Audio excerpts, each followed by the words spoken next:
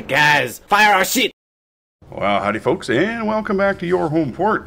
Today I'm looking over a recently released Tier 7 premium British battleship, Duke of York. Duke of York was one of 5 ships of the King George V class, including King George V, Duke of York, Prince of Wales, Anson, and Howe. While Prince of Wales was sunk December 10, 1941 by Japanese bombers and torpedo aircraft off Malaya, all others of the class survived the war and were scrapped in the late 50s. In-game, Duke of York is like a fully upgraded King George V, found in the British tech tree, but with some very interesting differences. Duke of York's a pretty well armored ship with a citadel that is placed well below the waterline and armor belts that also extend well below the waterline and range anywhere from 120 millimeters to 381 millimeters. Bow plating of 25 millimeters will theoretically stand up to 14-inch guns. Most ships tend to be armored against their own kind of gun caliber, so you need to keep in mind the many ships that have 15-inch and larger guns in game you could run into, and tanking bow onto them may not work out all that well. Turrets and barbettes are well armored with thicknesses ranging from 51 millimeters to 330 millimeters, while the superstructure is a typical 16 millimeters and the conning tower is beefed up to 114 millimeters.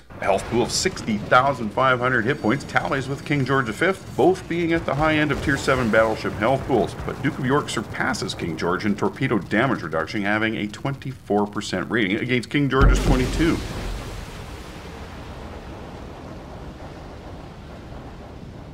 Mounting 10 356mm or 14-inch if you're still on the Imperial scale, and 2 quadruple turrets and 1 dual turret. These are smaller than most guns at Tier 7 except for Scharnhorst's 11-inch guns. Fortunately, Duke of York retains the British battleship's excellent HE characteristics and predilection for starting fires with a 41% chance, and this can make up for any reduction in the hitting power due to their smaller size. You just light them on fire all the time. A reload time of 29.5 seconds and 45 seconds for 180-degree rotation is alright, but not special, and differs significantly from King George, who has a 25-second reload and only 38.3-second 180-degree rotation time. Not to mention better dispersion of 225 meters, all with a firing range of 18.1 kilometers. This is nothing new and follows Wargaming's usual formula of premium units where you will trade some capability in some areas for better capabilities in others, as well as the premium credit earning. AP shells have a maximum damage potential of 10,500 hit points if you penetrate, while the HEC 6100 potential damage.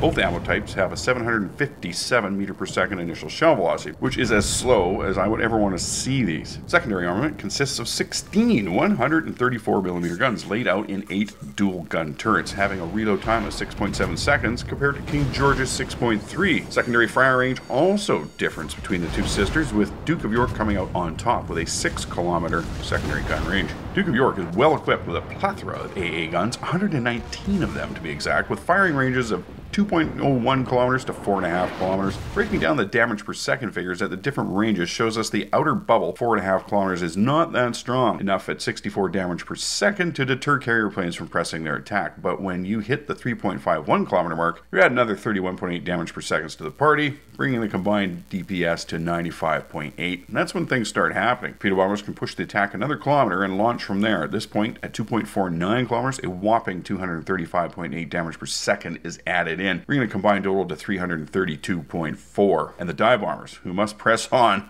are going to start dropping like flies. Less than half a kilometer further on, at 2.01 kilometers, a further 189.2 damage per second comes online, bringing the grand total damage per second to 521.6. Pure murder for any hapless aircraft that's got to endure that. 14.1 kilometer detectability range by sea isn't too bad, but it won't hide you for long. You're going to have to put up with torpedo bombers launching strikes upon you regularly, and while top speed is good at 28 knots, without the fighter consumable to help disperse those torpedo bomber attacks, you will likely want to boost your maneuverability by mounting the steering gears modification 2 upgrade to reduce your rudder shift time to 14 seconds and start turning as soon as possible, as the turning circle is quite large at 790 meters. One thing I was disappointed with in Duke of York was the rather anemic consumables that are available. Damage Control Party 1 is pretty standard, of course, but a Repair Party 1 that only has 2 charges doesn't exactly excite, and the only other available consumable is Hydroacoustic Search, and it can only be used once.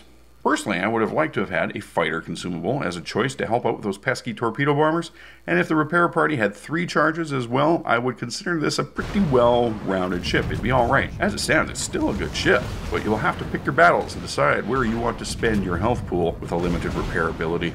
Well folks, there you have it. If you enjoyed this video, please leave a like down below. And if you really enjoyed this video, hit the subscribe button. Let me know in the comments.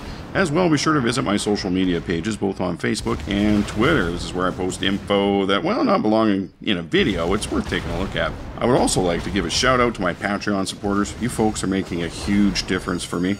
If you like what I do and enjoy the community all of us humans are building, please consider supporting the mission via my Patreon page. There are quite a few options with varying levels of support. Maybe one of them will suit you. Links to all things in the video description. Alright folks, thanks very much for stopping by and watching. I'll catch you next time.